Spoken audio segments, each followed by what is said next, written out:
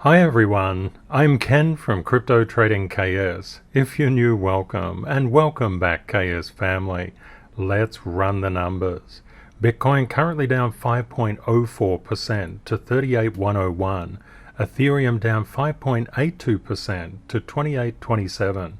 From my 30 plus years in financial markets, I explain the smart money mindset to assist you to be more of a financial blessing to yourself and those you love, gaining real wealth in the process. If you would like daily updates on price movement in the crypto market, 7 days a week, 365 days a year, please subscribe to YouTube. Thank you for being a part of our globally extended family. I appreciate you being here. I've left helpful links in the description of this video. Let's take a quick run through the news. XRP, it's really interesting that Brad Garlinghouse, the CEO of Ripple, is saying 99% of Ripple's customers are coming from outside the US because there's no liquidity in the US market. And Ripple is hiring more and more people outside the US. Basically, what Ripple says is the SEC is being unjust and unfair, and I can't agree more with him. Absolutely, the SEC has made XRP and Ripple an absolute target. But how well is that going? If we look at other news, Fidelity is allowing 401k retirement holders of Bitcoin investment of up to 20% of their retirement plan. And Fidelity is the world's fourth largest asset manager. It manages over 20 million participants and has $2.7 billion in assets under management. It's a pretty good piece of news. This is paving the way for institutional adoption. When it comes to retirement funds and superannuation, this is really, really big news. Let's just put a lens on that. What is the total market size of the pension fund worldwide? What we can see here is from 2009 to 2020 in trillions of dollars. There's over $56 trillion in the superannuation or pension retirement fund industry, and that was a couple of years ago. Of course, it's just only increased. So let's consider what that actually means. 56 trillion a couple of years ago, and we're just assuming it's more. What do we see in crypto? Under 2 trillion. 56 trillion. What if flows start to occur from pension funds into crypto? Wow, that's going to massively increase the crypto market size. And where will that money go to? It will go to the major players. Institutions don't like playing 100-to-1 risk shots. Well, they don't, because it's just far too risky. They can get sued, and they don't like that. You can see the Fidelity's news is really, really big because the others will follow, the other asset managers. And more recently, Fidelity invested in the USDC issuer circle along with BlackRock and other asset managers. It's just going to show you that the concept of adoption is very, very much alive. A lot of people just look at the market today and they say, I'm really freaked out. And I understand if people are. But when you come from a smart money perspective, you want the percentages to move in your favor. Another piece of interesting news, Panama's crypto bill has passed the first debate in the country's parliament. Panama's crypto bill, if passed, will allow merchants to choose to accept cryptocurrencies as a means of payment. This is really big news. The plan to incorporate blockchain into the country's administration is even more noteworthy. Panama is absolutely embracing the technology of crypto, and we know that crypto is just simply the upgrade of the internet from read and write to read, write, and own.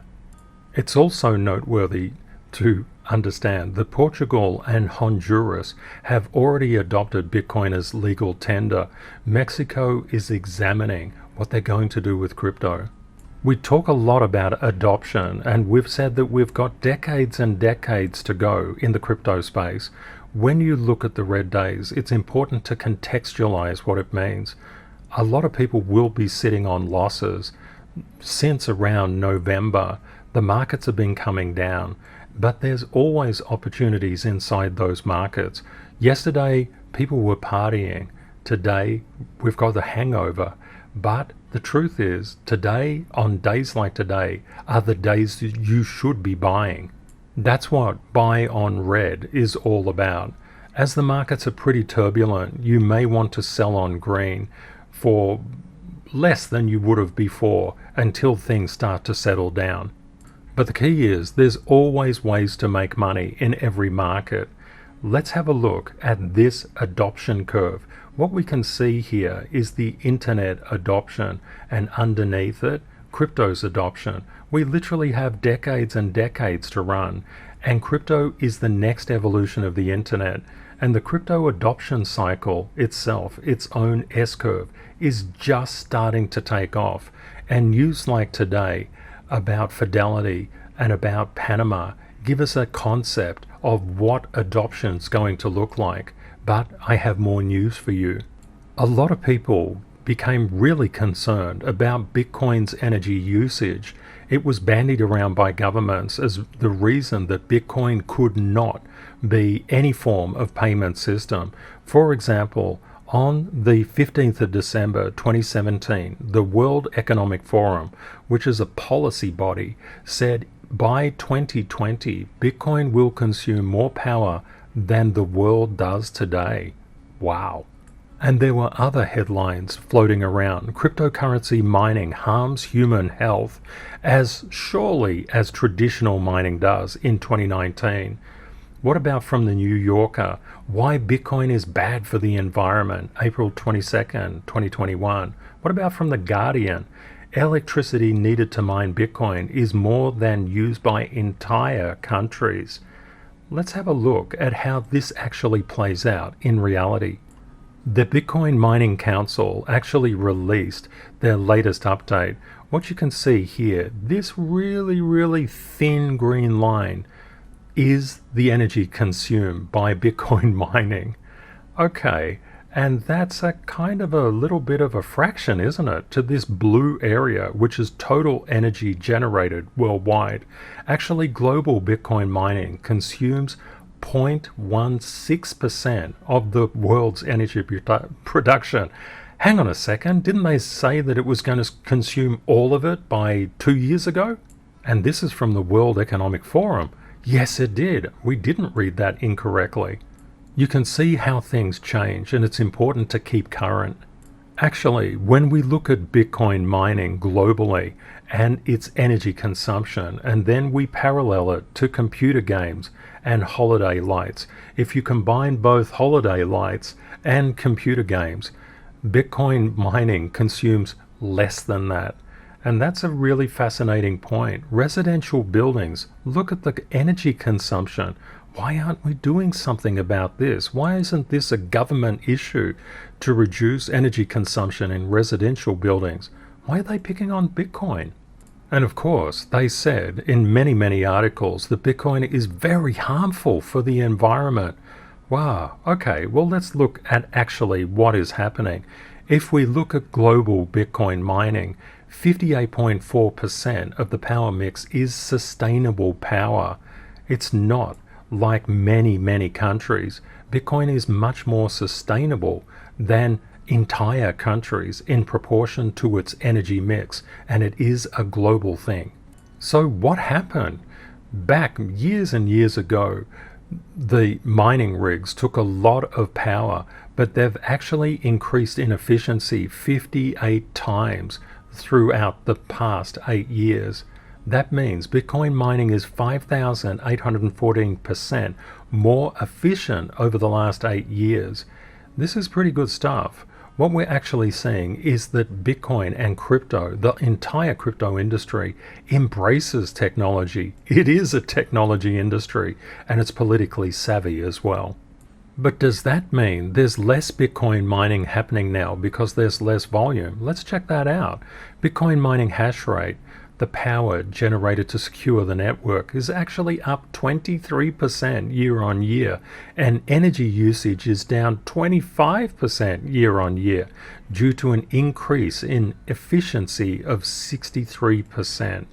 So I guess when we go back in time and look at headlines like this, we can say, oh, they just missed a little bit. And bad for the environment like holiday lights or video games. I really think the government should be focusing on residential building power. It seems to be the biggest area of energy consumption. I'm just wondering why nobody talks about it. Why are people talking about something that's so tiny? I guess it's threatening the existing system in some way. Bitstamp also brought out some really cool analysis. They say over 3 in 4 respondents see mainstream adoption in crypto within a decade, within 10 years. You see how early you are. You're so early in the market. More than 3 in 5 investors have high levels of trust in crypto, and 80% of institutional investors believe crypto will overtake traditional investment vehicles. You can see institutional investor trust is high across a number of parameters, all measured in those different colors. And in terms of retail investor trust in crypto, it's also really high. These survey results were from Bitstamp, 5,500 institutional clients and 23,000 retail consumers, investors. Out of all those, retail said, 75.8 said that they believe crypto will become mainstream within a decade. And of the institutional, those 5,500, 82.4% said that they believe crypto will become mainstream within 10 years. So within 10 years, we would expect the S-curve to come up to around at least over 50%. That's the trigger point for mainstream.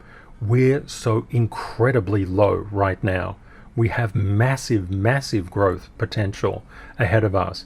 And you can see within 10 years, when we go out 10 years, that's a lot of time, and things are just going to exponentially increase. Grayscale, another very large asset manager, is looking to expand in Europe. Grayscale has more than $40 billion of assets under management and is the world's largest digital asset manager.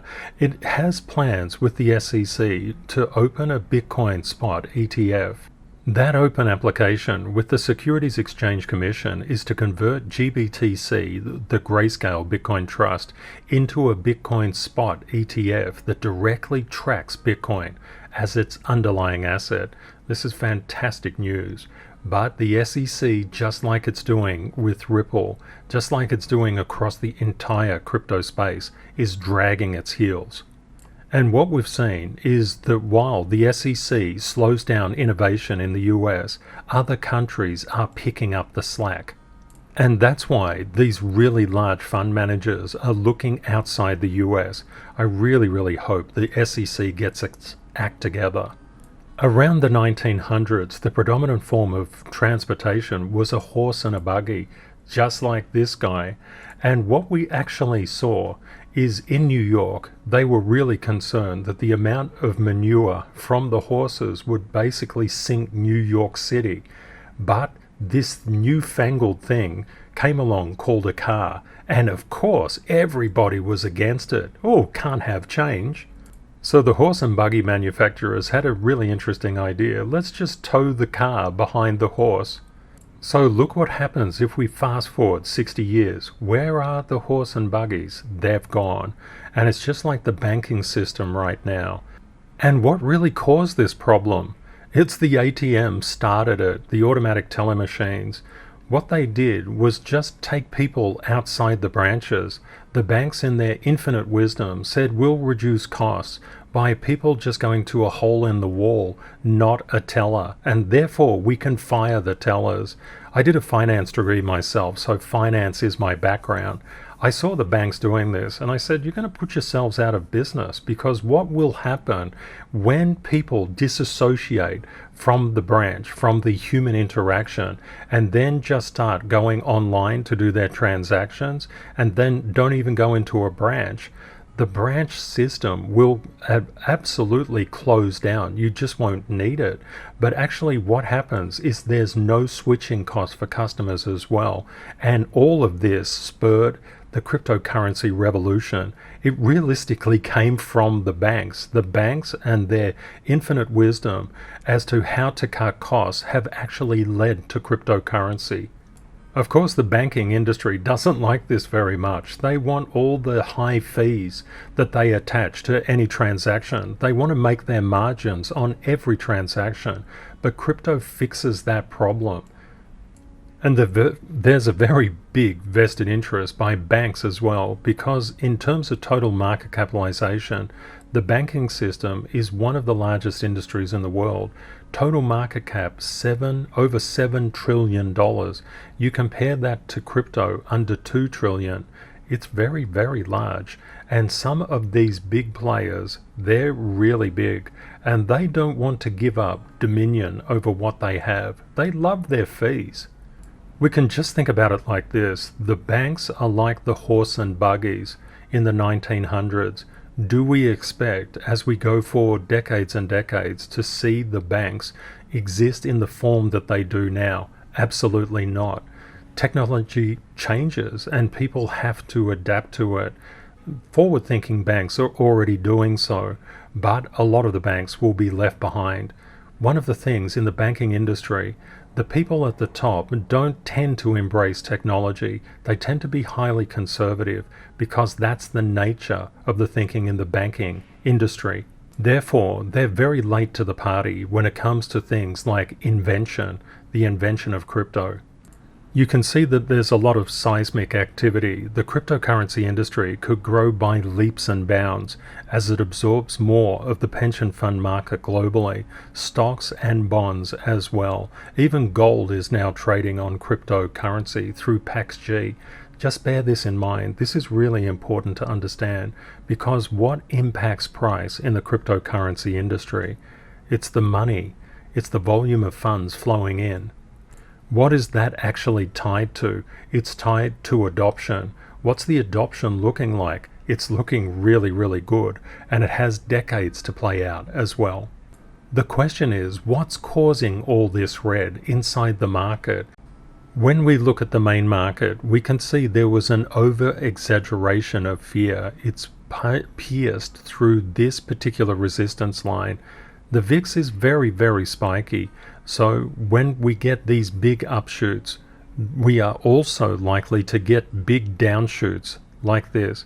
Comes up, just climbs literally up the wall and comes down. Climbs, comes down, climbs, comes down. This is what the VIX is all about. Now, what does that actually mean? What does the VIX do? The VIX is the fear gauge of the stock market. When the fear is coming out of the market, what do we see? Prices going up. So that's all about investor confidence. When the fear goes into the market, what happens to price? It comes down. Now, do we expect the price will just keep on collapsing? I know a lot of people do, but as I said yesterday, there's a lot of reasons why this is simply not the case. Let me just give you a couple. The first one is, we always face inflationary pressures when we're mid-stage or late stage in the business cycle. We're mid-stage expansion, and what that means is that all the companies are growing, they're reporting stronger earnings, and inflationary pressures are getting high.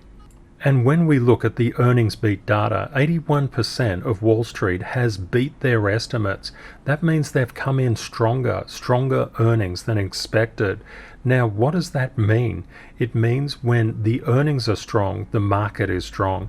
Who actually missed? What companies missed? Delta Airlines and Whirlpool, Hasbro, and you'll see quite a few of the airlines recently have registered downturns. Why is that?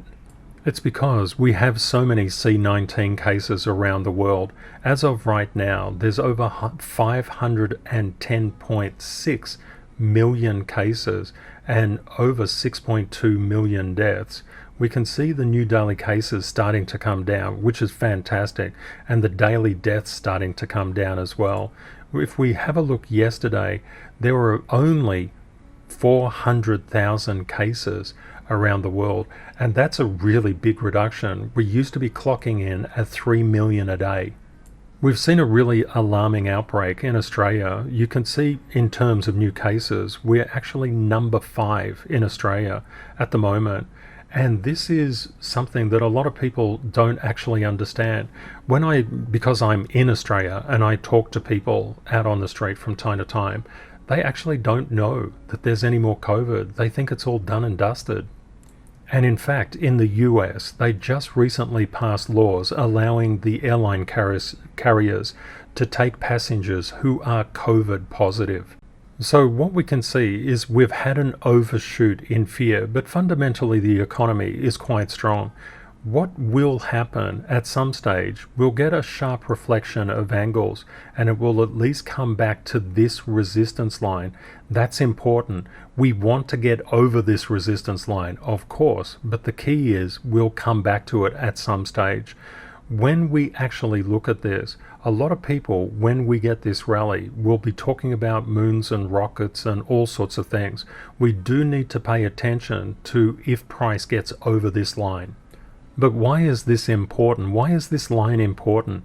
When we look at the NASDAQ, we need to get above this resistance to break this downtrend.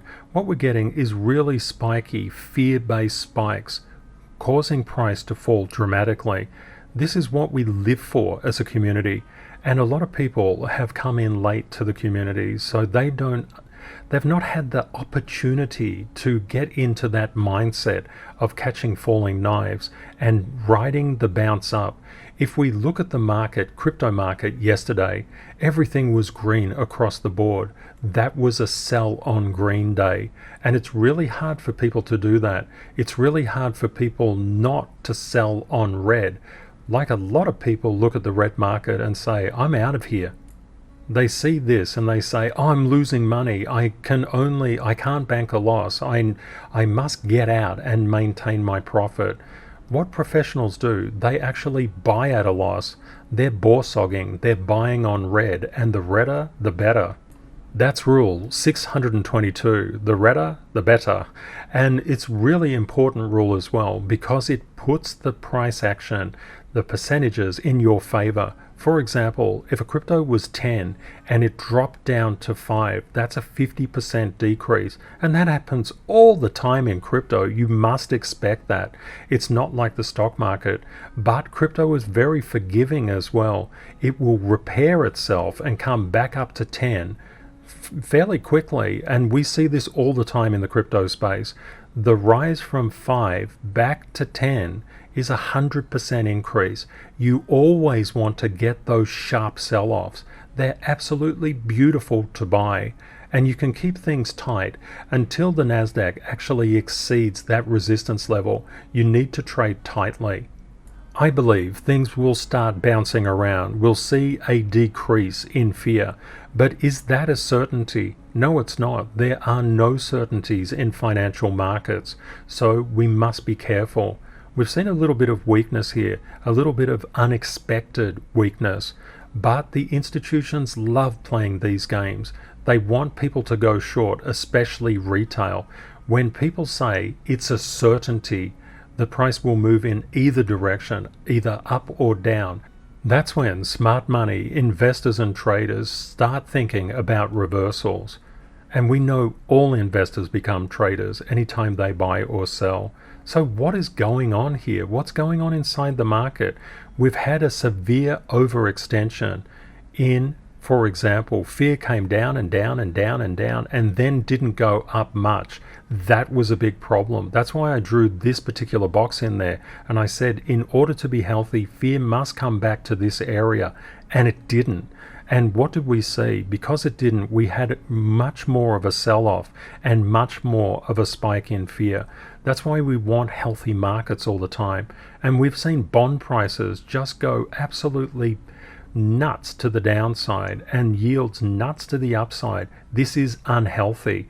I was previously pointing out gold was in a very unhealthy trend, and all of this was about what happened with Russia declaring war on Ukraine. And what we can see is these moves actually retrace towards normalization, and that's really important. We are starting to see bonds starting to normalize, yields starting to normalize, the VIX starting to normalize, gold starting to normalize. This is really good. This is what we're after. And we can also see recently a lot of puts were put into the stock market. That means that people are expecting lower prices. When we get these puts coming into the market, that's signifying bearish intention. But don't forget, a lot of the times the market moves in the opposite direction to the one that people think. The CTKS methodology is not addicted to any form of indicator. We look at pure price action and we look at it based on the charts. What we see here is gold actually coming down. If gold was to spike up, bond prices were spiking exponentially up the wall, we get a little bit more worried that this negative momentum would be continued. We're not seeing that. This is a natural correction here and not much of one yet. We really need more of that. We need the yields to come down too. They're overextended. The dollar is overextended. Gold is not reflecting an imminent collapse. If it was, it would be going straight up the wall. That's what gold does. It's a geopolitical risk commodity. The markets have been behaving a little strange of late, so just if you can push certain cryptos into profitability, it's always good to actually take something off the table so you have some dry powder. But it's always up to you. Only you knows your absolute requirements for what you need to do with the money.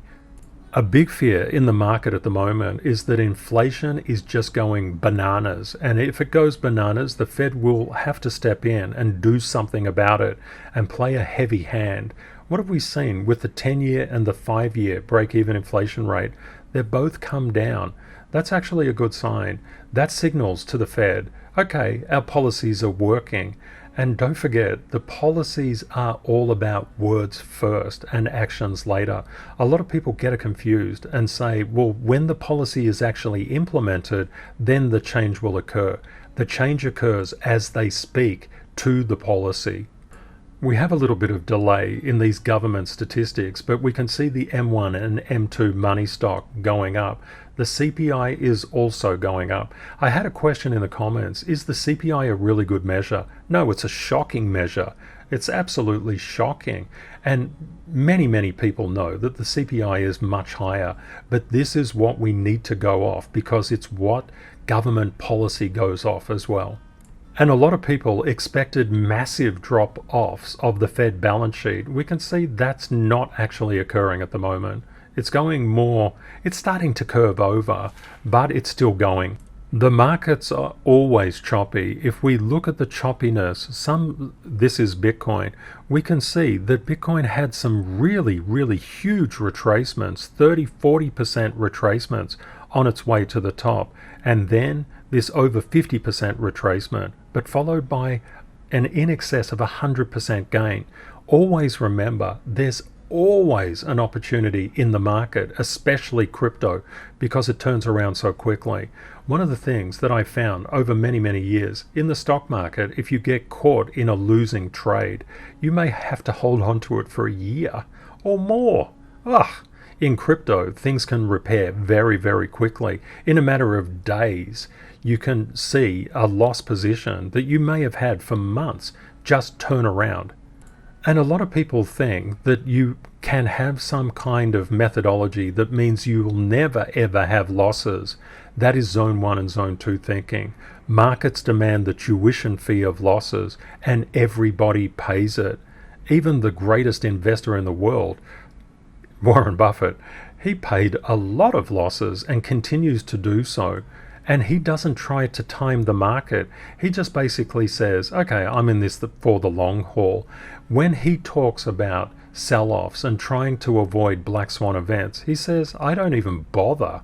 He doesn't bother. He just looks at the market and says, they are unavoidable. If they happen, they happen. For example, this 30+% drawdown on Bitcoin as things were rallying, it happened. This 30+% drawdown, it happened. They happen. This plus 50%, it happened. But so did 100% gain.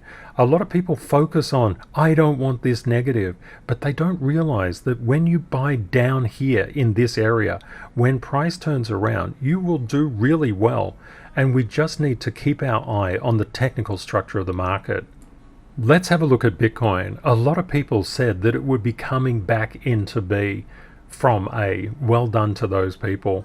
And what you can see is B has held at that particular support line. It's really important to know how to draw your supports and resistances in, and there's a variety of different ways of doing that. The CTKS method is designed specifically for the crypto market, and what you're looking at is the public persona of that. When you get into the masterclass, you'll see the intricate delicacies of that, and it's very intricate. What we actually see here is a level of support at B. We've got a level of resistance above, so we can keep our A, B, C, D, E in place at the moment. Just as we have sharp sell ups, we can get sharp sell downs as well. And notice how it congealed at that resistance line. It got rejected, passed through this support at 39.084 and came down to a lower level of support at 38.019 and then just bounced up. So why was that? We can see what happened with the Nasdaq. The Nasdaq came down, and it came down really, really hard. Why did it come down hard? Because fear spiked. And this is the problem. When markets are not healthy, price action goes all over the shop. What we can also see, the shorts got spooked out by this particular action, but they're not too confident to come back into the market at the moment. But the longs are. The longs are saying, let's party. There is no certainty within financial markets and absolutely no certainty within the crypto market. That's why we need to be really, really good detectives. We need to look across all the data. And at the start, it may seem really overwhelming, but it becomes really easy to understand. The patterns of the entire market will become clear to you, but you just have to have persistence to see it. When we look over the past 24 hours, there's been 288.02 million in liquidations across 83,217 positions. And when we look at the past 24 hours, about 80% of liquidations were long liquidations. The longs really got hit. Over the past 12 hours, 88%. Over the past 84%. Over the past hour, the shorts are now getting hit. Remember what I talked about certainty. 85% of the liquidations, on average, within the last hour were short liquidations. That's why it's essential to not leverage trade. We can see that a lot of long liquidations have been occurring, but long and short also get liquidated. As I've just shown you, please really, really be careful of leverage trading. Just buy at spot. We can see some optimism return to the crypto market when we had that beautiful green candle yesterday. We've been wiped out by the red candle today, but as I've mentioned many times, we're at a very nice level of support, and we've still got some support underneath it. The institutional investors love to do these long tail wicks to actually frighten people out of their positions. Make sure you're not one of them. But of course, if you find the market too hot, you have to use your own judgment. But personally, I'm not exiting the market at all. Turning to Bitcoin, futures open interest, we can see we're still in an uptrend. We've bypassed resistance. It actually looks really, really good. And even though prices come down, professionals and smart money don't care much about that because they want to get on the right side of the percentage. Remember that 10-5-10 ideology. It's really, really vital to your success. Please let me know in the comments, where do you feel Bitcoin is going to from here? Smart money always makes 3 in advance probabilistic decisions. They know what will they do if price goes in their direction, goes against them, or just goes flat. You need to do the same. Don't just follow one particular thing that feels best to you. For example, if you're going long, you can say, oh, I want the prices to only ever go up. We know the price is always moving in a wave, so that's not going to happen. You're going to get your ups, you're going to get your downs, and it's going to go like that. So what do you do when it comes down? If you're short, and I don't suggest that you get short, but if you are doing shorting inside the market, what if the price turns against you and rallies up? Often the institutions will pull shorts into the market to liquidate them, and that actually creates explosive price momentum. That's actually what we saw in July, around the 20th of July. There were so many shorts in the market expecting Bitcoin would tank. Notice that we actually lost multiple support levels, but the whole time I was saying it's going to turn around for a wide variety of reasons. Mainly the macroeconomic system looked really, really good. What you actually see here, see how much of a violation we're getting, and then you look at the current price, we're getting the same kind of price action. This absolutely scared so many people out of the market, but we were holding strong. I actually, when we had this enormous sell-off at the 19th of May, I said that's about the low, 30,000, and it wasn't far from it. And I called it actually on the 19th of May, and it took some time for this to play out. In fact, it took 63 days. Just something, when it comes to percentages, we always talk about the 10-5-10 rule. That's our volatility fund. We know the crypto is incredibly volatile. It can move around by massive percentages. What we saw here earlier from around the 14th of April and coming down to around the 20th of July, it did go a little bit lower, but we'll just use that point. It came down about 54.86%, so say 55%. What happened when price rallied up to the next peak? It came up 135.67%. This is really important to bear in mind. Just because it comes down doesn't mean it won't go up. The other thing to bear in mind, as crypto is exponential, a lot of the patterns that stock market analysts use become invalidated very quickly because they're on average patterns. With exponential price action, things move around dramatically. We can see things like this, prices just surging up and then surging back, surging up, surging back, surging up, surging back. This is the nature of crypto. It's unlike any other market on the planet. What are the best performers over the past 7 days? We can see Ape, aping out in front, up 37%. Well done, Ape. Carver recently sold off. And you can notice this white line, that's Bitcoin. Look at the gravity across all these top projects. These top projects go down when Bitcoin goes down. They come up when Bitcoin comes up. They move as a pack. You always get outliers, and that's why I love to do this kind of noodle thing for you. It's really, really helpful to identify breakouts. Let's have a look. Ape, Carver, CRV, and then not so much. What we actually find is that things move all over the place.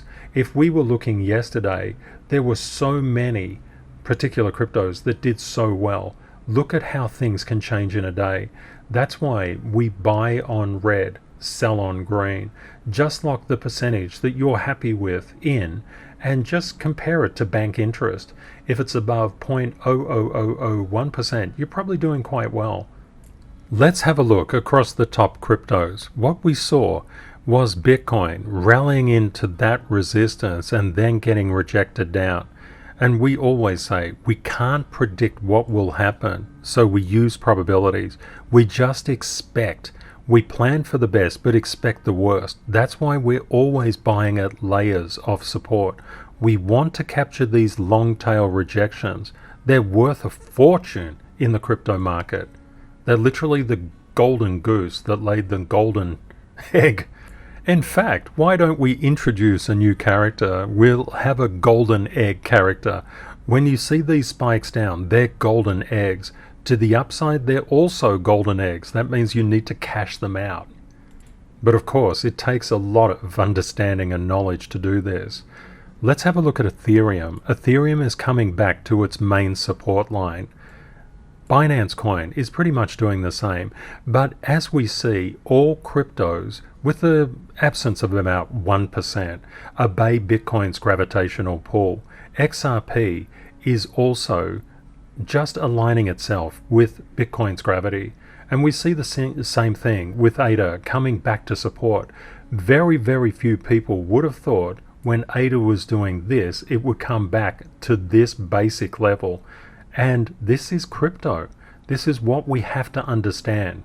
When you have crypto, you don't want to buy as it's going up. You want to buy as it's coming down. And if you're an investor, this is a perfect strategy to dollar cost average in.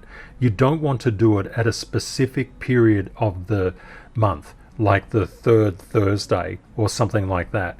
You want to actually look at the market momentum and say, "Ooh, the markets are really red. I'm buying." You've just moved into the professional zone. Well done. That's the way professionals think. We can see Solana hasn't realistically moved around that much. It's just following Bitcoin's gravity. Luna had a sharp spike up and a sharp spike back, and we expect this. Luna is really spiky, but always bear in mind we could come down and test the around $60 mark. You have to have that built into you. And the other thing, when we look at AVAX, AVAX has a very nice support line. It's following Bitcoin's gravity very well. But of course, when AVAX, or we could say it a different way, what happened to AVAX? Why isn't AVAX up? Because of Bitcoin. When Bitcoin comes down, pretty much everything in the crypto market is going to come down with it. Just look to Bitcoin. Let's have a look at some community favorites. We can see Gala still coming down, but it's following Bitcoin's gravity, so there's no surprises there. Matic is doing the same. Icon, once strong, but still following Bitcoin's path. This is critical to understand. A lot of people just look at their token. For example, they would look at Icon and they would say, "I don't know what's happening with Icon. Why is the price going down?" Just point your finger at Bitcoin. It's that nasty Bitcoin thing that's doing it. Veracity had a lot of good support, but it's now falling underneath that. And what we're actually seeing is a little bit of weakness developing in VRA. That's why we say if something is worth going into, what you do, buy in layers down. Just don't do one layer and go in, because that's kind of thinking that you've tipped the bottom. And you only know the bottom after the bottom has passed. We always say you can always buy lower. In fact, it's a rule. And it's a really important rule, Rule 5. If you think about this all the time in your mind, you will just layer underneath the current price. And you can layer right down as far as you can go as well. And that turns into 10-5-10 levels. What's happening with Rose? Rose had a Coinbase listing, and what happened after that? It just followed Bitcoin's gravity. If Bitcoin was coming up, Rose would come up further. What's happening with Rune? Following Bitcoin's gravity. What about IOTA? Following Bitcoin's gravity, but looking a little bit weak. A thing that we should mention and talk about. Doge is very spiky by nature, often driven by news spikes. Those news spikes, look how Doge was just decaying, and all of a sudden it shot up. That's literally a 40% spike in one day. And a lot of retail investors and traders would have been pulled into this price action, thinking it's going to go higher and higher and higher. Not us, not our community. We don't do that. we see a spike like this and say immediately, ouch, sharp angles will reflect. We have a lot of rules. And what actually happened? Exactly what we thought. This is why it's really important not to get carried away with buying sharp spikes up. In fact, you need to go the opposite way. Buy the sharp spikes down. They're the golden egg trades. That's what you want to be involved with. When it comes down sharply, for example, using the CTKS methodology, you would have bought this sharp spike down. You would have just lent into it and said, fantastic, the redder the better, and all your rules would click into action. And then when you get the sharp spike up, you would have already set your sell orders. And just looking quickly at Ape, we can see Ape has still got the market's attention, and it's really got its attention. But having a look at what is happening, when you actually drill into this, we can see over and under exaggerations. For example, Ape came up here and then came down with Bitcoin, came up and came down. It may look like it's actually disconnecting from Bitcoin, but what it's doing is over exaggerating the up and under exaggerating the down. And don't forget, no alt can escape Bitcoin's gravity. So when things get a bit frothy in Ape, you can expect to see some sort of retracement, and that would potentially be quite a good entry. We also have to keep our eye on the fact that Sand and Axie and Mana, Engine, Chiliz, SLP have all taken a beating recently, and that basically means that these particular cryptos will start to become very attractive, and people will book their profits out of Ape and start throwing them into different projects. Please let me know in the comments, what do you think is going to happen to Bitcoin? Do you think we're going to get a long spike down and a recovery, or a long spike down and it's going to keep on going down? Or do you think we're just going to go up from here? Always have your three-way strategy in play at all times. I'd love to hear your thoughts. I hope you found the content useful. Please consider sharing and liking this video, and also subscribing to our wonderful community. We'd love to have you here. Thank you very much to our moderators for keeping our community safe from scammers, and to the CTKS ambassadors for mentoring masterclass students, and of course a very big thank you to you for watching and for being part of our global family. If you would like daily updates on price movements in the crypto market 7 days a week, 365 days a year, please subscribe to YouTube. I've left helpful links in the description of this video, such as the tax software I use and the CryptoTradingKS Masterclass. Please seek out an ambassador to get 80% off. Please remember, crypto is volatile. Always prepare yourself for the best and worst case scenarios. Reality will likely be between them. Stay safe out there, my friends. Take care, and see you next time. Bye.